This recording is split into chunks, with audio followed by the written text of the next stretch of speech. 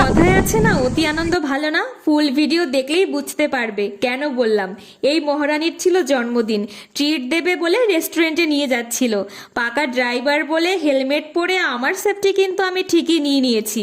যেখানে গেছিলাম জায়গাটা যে এত সুন্দর বলে বোঝাতে পারবো না। ভাবলাম আগে একটু বসে নেই, তারপর অনেক ছবি তোলা যাবে। সুখটা আমাদের কপালে আর সইল না। 5 মিনিট বসতে না বসতেই সে যে কি ঝড় শুরু হলো। আমরা তো দৌড়ে সব বড় ঘরটার দিকে গেলাম।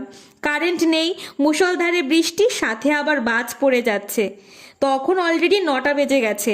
যেহেতু আমরা 4টে মেয়ে ছিলাম, কি করে বাড়ি ফিরবো সেই টেনশনে খাওয়ার কথাই ভুলে যাচ্ছিলাম। শেষমেশ যে আমাদের অমন হাল হবে আমরা নিজেরাও ভাবতে পারিনি। সেটা না হয় নেক্সট ভিডিওতে শেয়ার করব।